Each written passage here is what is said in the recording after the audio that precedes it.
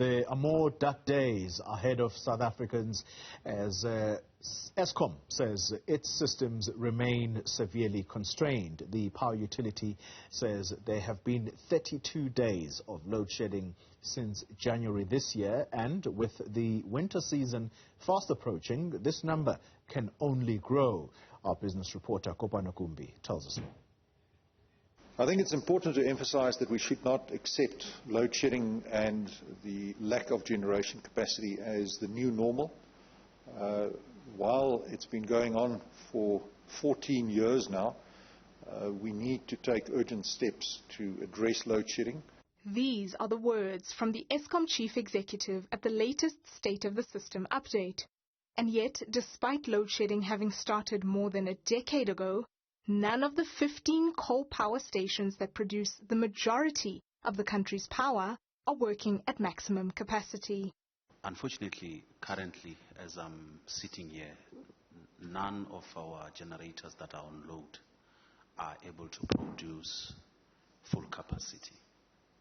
This has resulted in 32 days of load shedding between January and May this year. And Eskom scenario planning for the winter months could see many more days of no power. What the plan indicates for winter is that we may, under the base case, not have any load shedding, and we know that this is not where we are, that's not where we've been, but it would rely extensively on the use of diesel. In the second scenario, where we take a range of 12,000 to 13,500 megawatts of unavailability, we would expect 37 days of stage 2 at a very substantial cost of the order of 3 billion. And in the worst case, where we are in the range of 13,500 to 15,000 megawatts, we could expect up to 104 days. Eskom has once again appealed to the government to help it get between 4,000 and 6,000 megawatts of power onto the grid as quickly as possible. Eskom executives have thrown the ball to the government to act with speed to prevent more blackouts.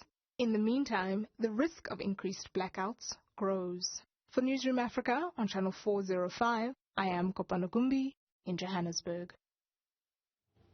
Right, let's try and get more on this Eskom story, and we speak to the spokesperson, Sikonathi Mantshantsha, who joins us now. Mr. Mantshantsha, good morning to you, and thank you very much for your time. Can you tell us the most biggest constraint for Eskom right now?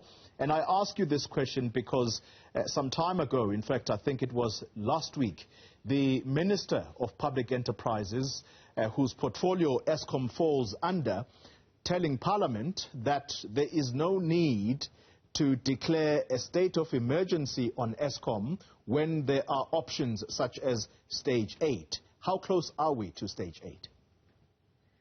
Today, every afternoon or every evening this past week, certainly, we have been having load shedding at stage 2, which implies a shortage of about 2,000 megawatts of generation capacity. That's stage 2. We will again implement stage 2 tonight between 5 and 10. And that's what we have now during the winter. To get to stage 8, we would really require about 8,000 megawatts to not be available when it is needed. And we are quite a long way from that. That's that.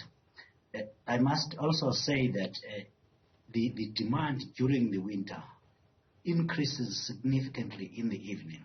As an example, yesterday, last night at about 7 p.m., Eskom supplied more than 31,000 megawatts of capacity for the first time this year. On average, before that, Eskom has been supplying 28,000 megawatts, between 28 and 29,000. The increase in demand, and that 31,000 we supplied, comes on top of the 2,000 megawatts I spoke to. So the demand for electricity would have been just under 33,000 megawatts. This has the increase we have been able to supply, but we have had to load shed because we do not have sufficient capacity. To fully meet the demand Eskom would need, the winter demand now, Eskom would need about 35,000 megawatts.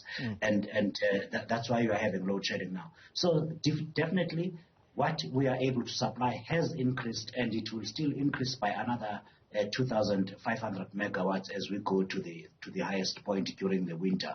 But the demand itself requires that we cannot meet all of it. So the need for Eskom to have immediately, or for the country to have immediately between 4,000 and 6,000 megawatts is quite urgent, and it has been urgent. I will repeat this. For the past 14 years, I do not know if anybody has noticed that we have been load shedding for 14 years. And Eskom definitely very loud the past 2 years has been saying to the government, we need to be allowed another 4,000 megawatts into the country. Mr. Mantshantsha, I understand exactly what that response is trying to do, and it is to say the fault at the moment should be taken slightly away from us and placed at the door of the Minister of Mineral Resources and Energy, because that's the person responsible for giving Eskom additional power, new power, in other words. So, before we move on... Allow me to interrupt you, sir. Yes, sir. Without attributing or dishing out any faults, allow me to just lay out what how the system works. The government of the Republic of South Africa owns and controls Eskom on behalf of the people. It is the shareholder. The law, the Electricity Regulation Act, which was passed by Parliament, also says the government has got the responsibility to procure new energy capacity. If Eskom had all the money today that it wanted by law, it would still have to ask the Minister of Energy, as it did in 1998, as it did in 1996, and that request was declined when it did not need a cent from the government. So that's what it is. If Colin Ngambi wanted to generate electricity today, he would have to go ask the Minister of Energy for the license to operate a power station. So, Mr. Mantshantsha, I've got just two brief questions for you. So, now that the attention is on Mr. Mantashe, what have the discussions been like, if any, between yourselves and his department? Because that's the department you are clearly frustrated with right now. The Department of Mineral Resources and Energy has made various efforts and concluded, indeed, various acquisitions to be able to bring power onto the system.